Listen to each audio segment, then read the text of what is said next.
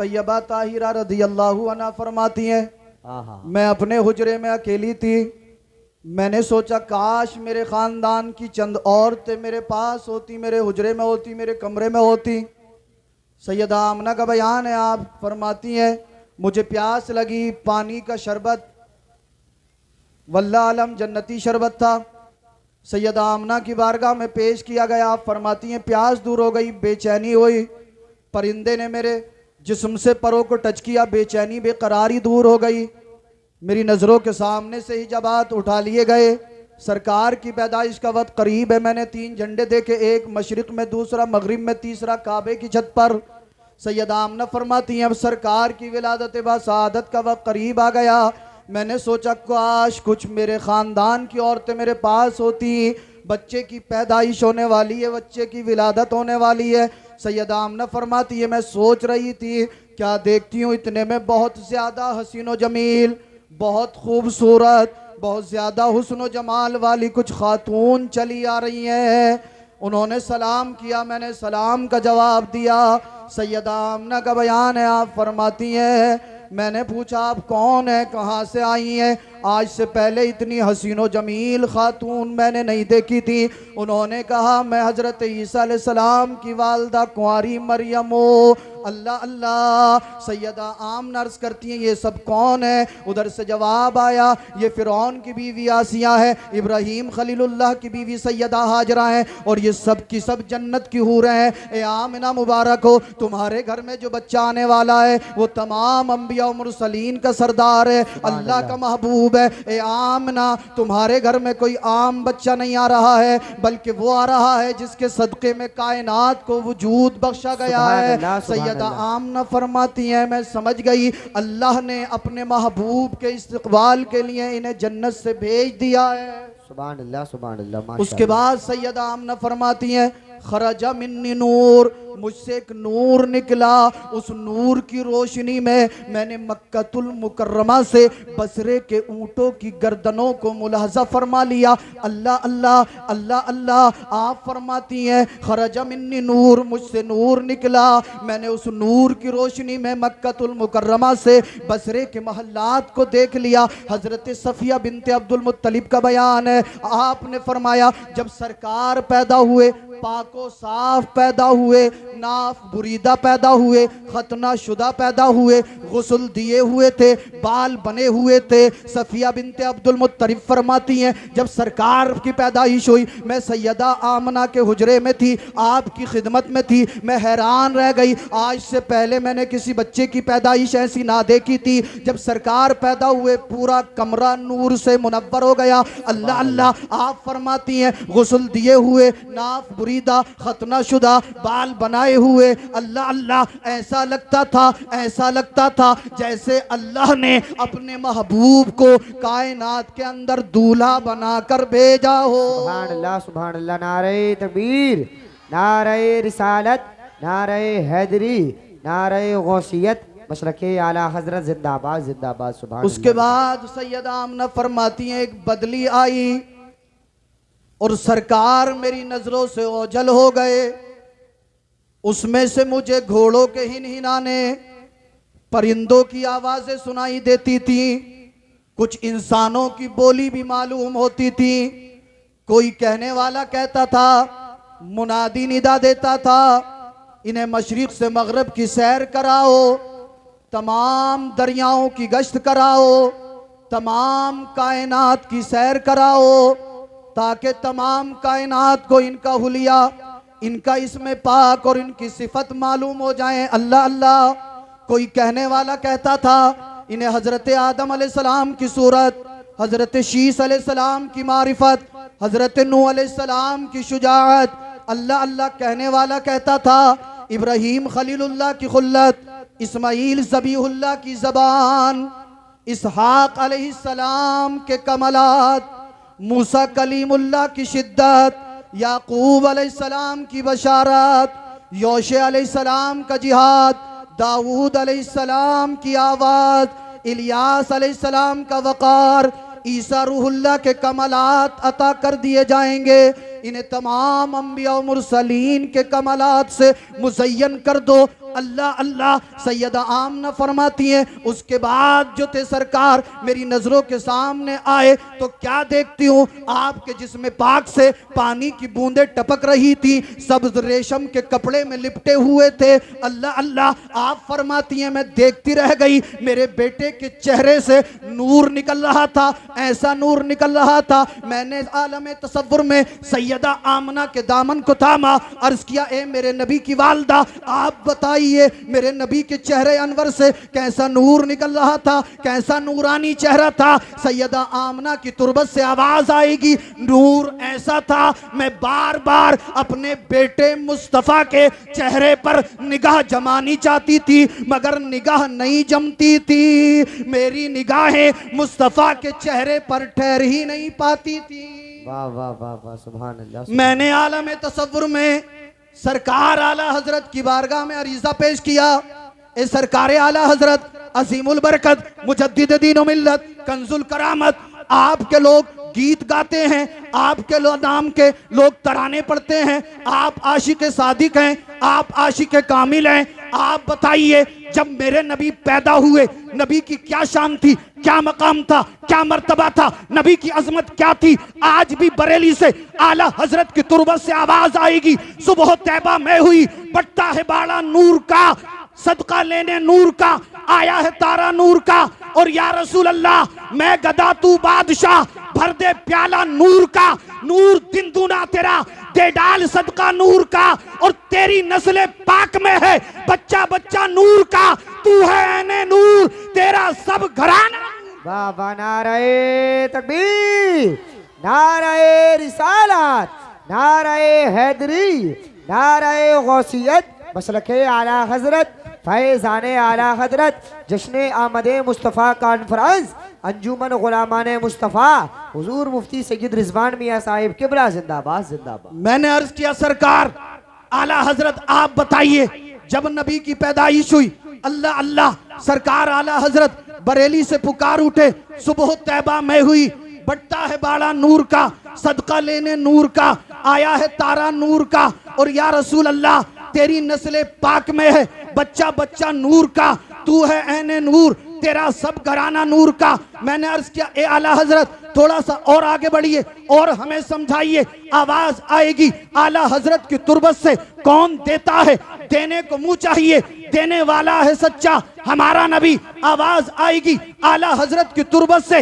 हाथ जिस्म उठा गनी कर दिया, मौजे बहरे समाहत पे लाखों सलाम। मैंने अर्ज किया ए सरकार आला हजरत आप बताइए नबी का मकाम क्या है, नबी का मर्तबा क्या है, नबी की शान क्या है, नबी की अजमत क्या है। बरेली से आला हजरत की तुरबत से आवाज आएगी, सबसे औला व आला हमारा नबी, सबसे बाला व वाला हमारा नबी, अपने मौला का प्यारा हमारा नबी, दोनों आलम का दूल्हा हमारा नबी, खल्क से औलिया, औलिया से रसूल और रसूलों से आला हमारा नबी, खल से औलिया, औलिया से रसूल और रसूलों से आला हमारा नबी, सारे अच्छों में अच्छा समझिए जिसे है उस अच्छे से अच्छा हमारा। सुभान अल्लाह सुभान अल्लाह, नारे तकबीर, नारे रिसालत, नारे गौसियत, मसलके आला हजरत जिंदाबाद जिंदाबाद। माशाअल्लाह, सारे अच्छों में अच्छा समझिए जिसे है उस अच्छे से अच्छा हमारा नबी।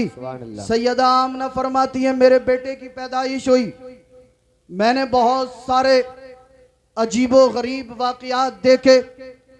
उसके बाद सफिया बिनते अब्दुल मुत्तलिब ने कहा सरकार जब पैदा हुए, पैदा होने के बाद अपनी पेशानी को रब की बारगाह में झुका दिया। सरकार ने पैदा होने के बाद रब की बारगाह में सजदा किया। गौर करें, तवज्जो फरमाएं, हमारे नबी को सजदे से कितनी मोहब्बत।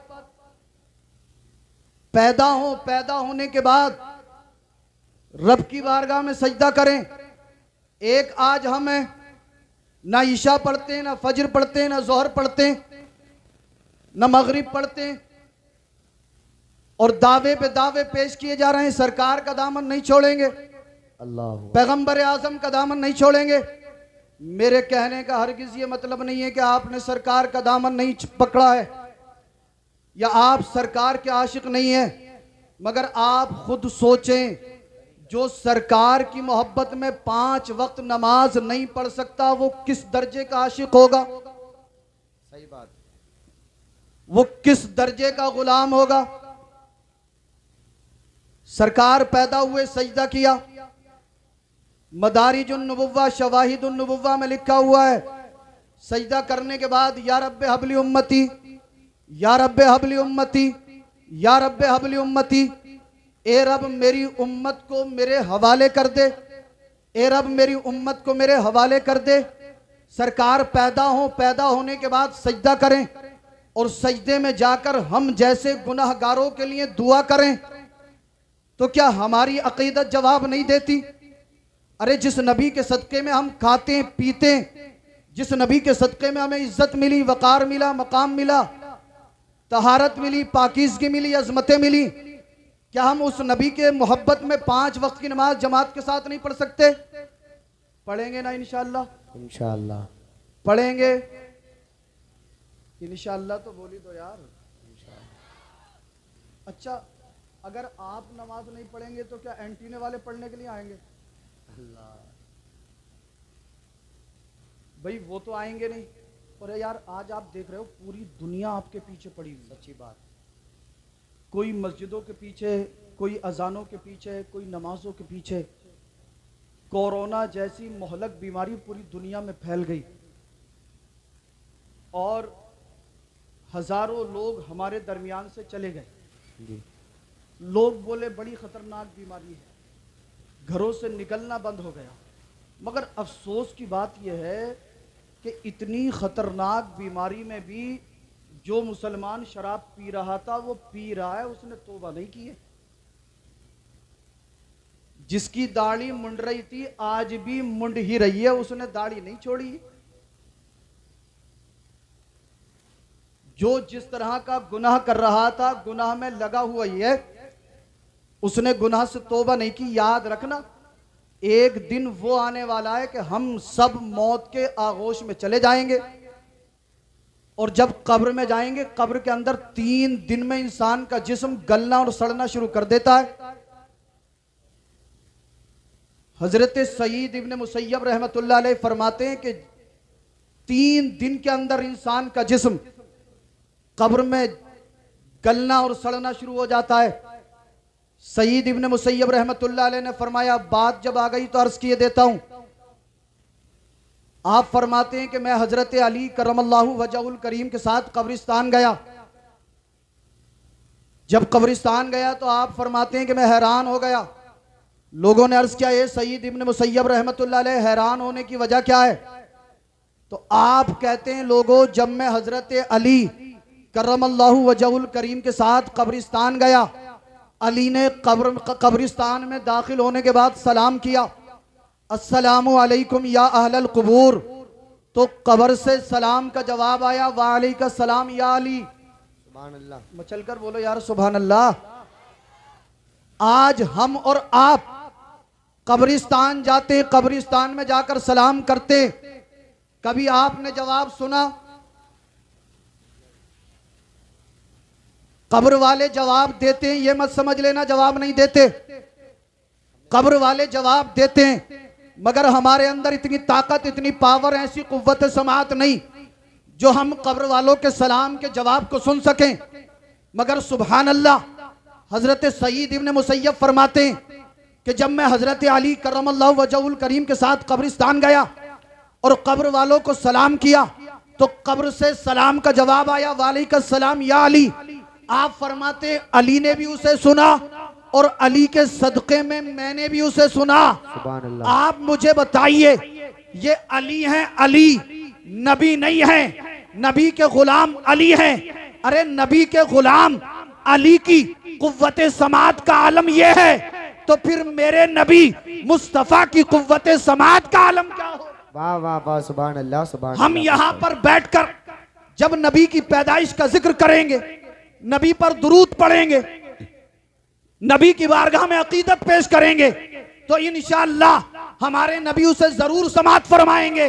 और अगर नबी को पसंद आ गया तो इंशाअल्लाह दुनिया भी कामयाब, और आखिरत भी कामयाब हो जाए। बेशक सुभान अल्लाह सुभान हजरत सईद इब्न मुसैयब फरमाते हैं, उसके बाद हजरत अली करमल्लाहु वजहुल करीम जो थे वो एक कब्र के पास जाकर खड़े हुए और कब्र वाले से फरमाया, एक कब्र वाले ये बता अब कब्र में तेरा हाल कैसा है। अल्लाह। आप ये सोच रहे हैं हम दाढ़ी मुड़ाते रहे, जो होगा देख लेंगे। कितने लोग ऐसे, हमने कहा भाई दाढ़ी रख लो चेहरे पर, बोले सैयद साहब अभी दाढ़ी रखने की उम्र नहीं है। और हालत इतनी खराब है कि 60 साल के खूसट हो गए। नाई की दुकान पे जाके कह रहे हैं 3 मरतबा रगड़ दी, अगर शाइनिंग नहीं आई तो रुपया 1 नहीं देने का। बूढ़े बैल के सींग कटा दो तो क्या जवान हो जाएगा। और याद रखो दाढ़ी रखना मेरे नबी की और तमाम अंबियाए किराम की सुन्नत है। और ये उलमा आपको बताएंगे, अगर मुझसे कोई लग़्ज़िश होगी तो मेरी इस्लाह फरमाएंगे। जिसे मेरे नबी की सुन्नत से मोहब्बत नहीं, उसे जन्नत तो क्या जन्नत की खुशबू भी नहीं मिलेगी। सुने आप गुनाह पे गुनाह किए जा रहे हैं और कहते हैं कि जो होगा देख लेंगे।